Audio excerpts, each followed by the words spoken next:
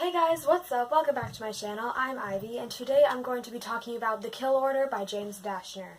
So I don't have a copy with me, but we're doing this anyway. So this is actually the prequel, well, the first prequel to the Maze Runner series by James Dashner, and it is set 13 years before the first book in this series, and it follows Mark, and he is a teenage boy who survived the sun flares that so many people were killed in, and now he and his friend Trina and Alec and Lana and a bunch of other kids, well, not a bunch, 3 other kids, Misty, the Toad, and Darnell, they are fighting to survive, and almost a year has passed now, and life is kind of like getting into like this normal kind of routine, but then these bergs, which are basically hovercrafts, show up, and they shoot people with darts, and the people who are shot get sick and die, and Darnell is shot and he is killed. So then this sickness starts to go, like, spread like wildfire, and everyone has it soon. Well, not everyone, but a bunch of people have it, and a bunch of people die, including, not gonna say. You have to read the book to find out. So the characters, some of the main ones, we have Mark, and he is a survivor, and he is determined, and that's basically all I got because the characters were kind of flat.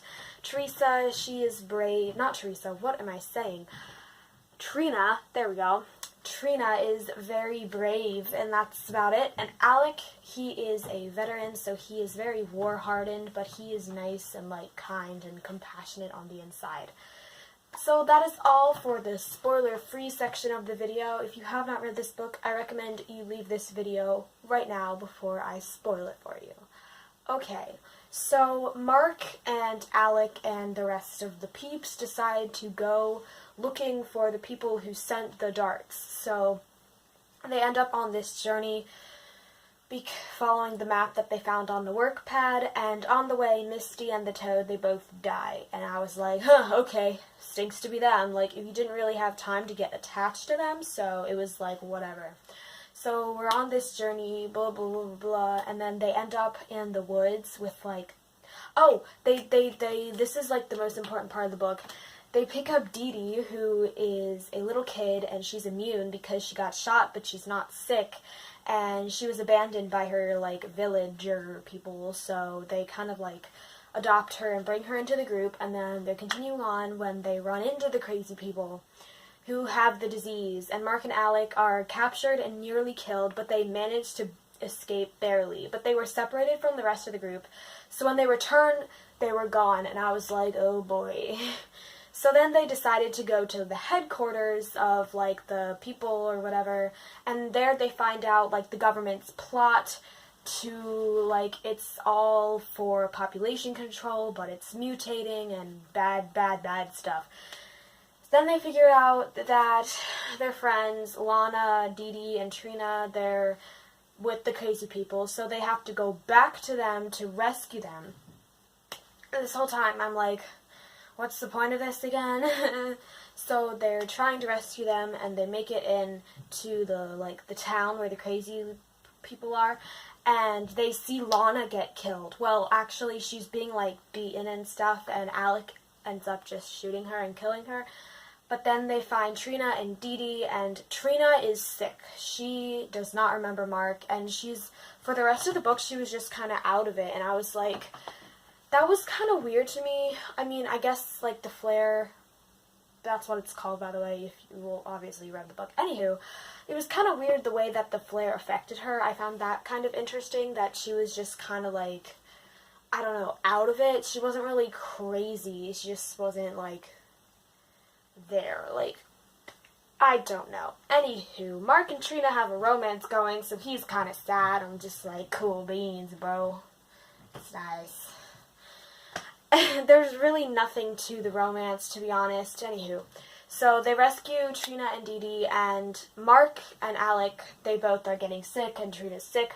Dee Dee is immune, so they're like, she's special, gotta do something. So they're like, let's get her to the Flatlands and send her to Alaska for them to use her to find a cure.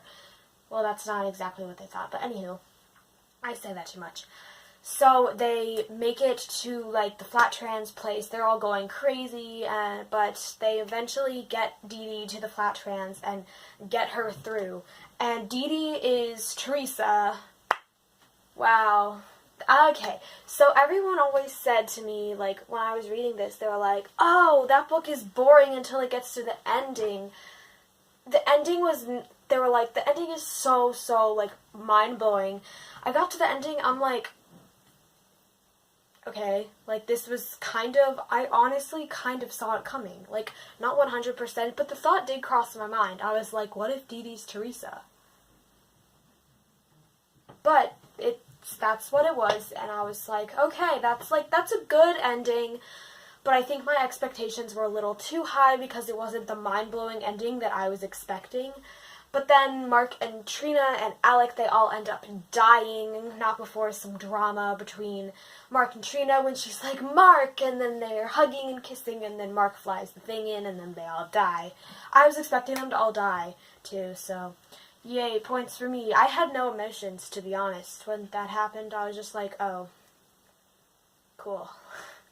This book did not do much for me, if we're going to be completely honest. I did, however, enjoy the theme of friendship because, like, the group formed such strong bonds through all of, like, the tragedies and stuff that they had to go through, and they would do anything for each other.